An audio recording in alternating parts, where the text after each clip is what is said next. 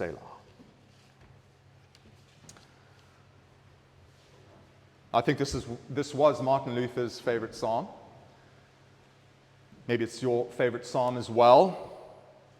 You probably know the hymn based on this psalm, "A mighty fortress is our God."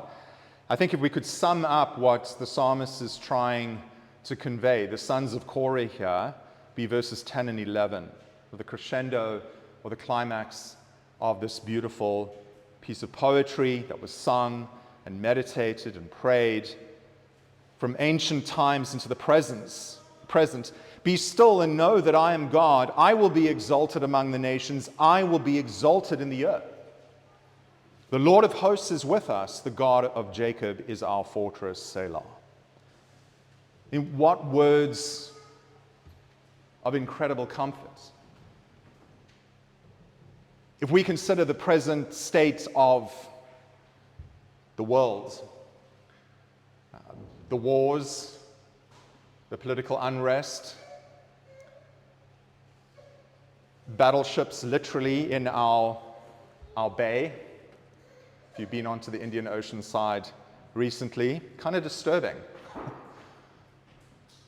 They're massive. Those boats are massive. Intimidating. Kind of, in a sense, attempting to lord it over the sea.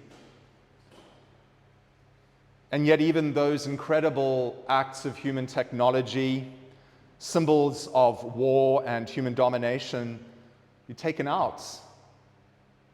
Kind of like a twig, it's snapped in a storm. The power of God's judgment mediated through the ocean. And what we see in this passage is the symbol of water both as judgment and grace. There's the symbol of uncreation and the symbol of recreation. And so, brothers and sisters and children, I want you, by God's Spirit, through this word, which is far fuller than those who received it during Assyrian invasion and captivity in 701 before Christ. And in that exile community,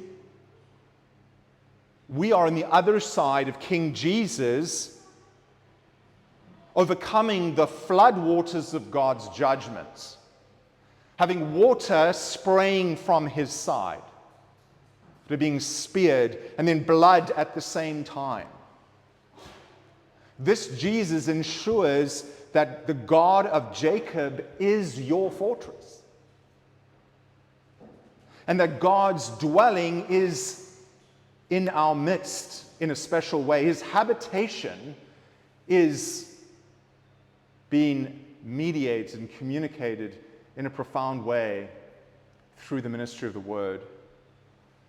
And so I have 3 points as we move through this psalm, so that you might be still and know that God is God, despite what's going on in your life.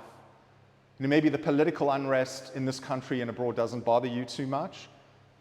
But what about the unrest in your family, in your workplace, in your own heart?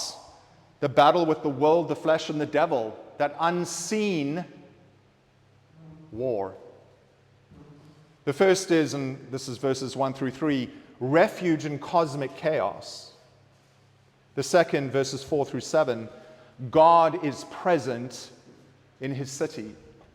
And the third, God is exalted over the nations. God is fulfilling the Great Commission to every tongue, tribe, and nation, and that will be consummated at his second coming, where we will rule over the nations. We will stand in judgment with our Savior.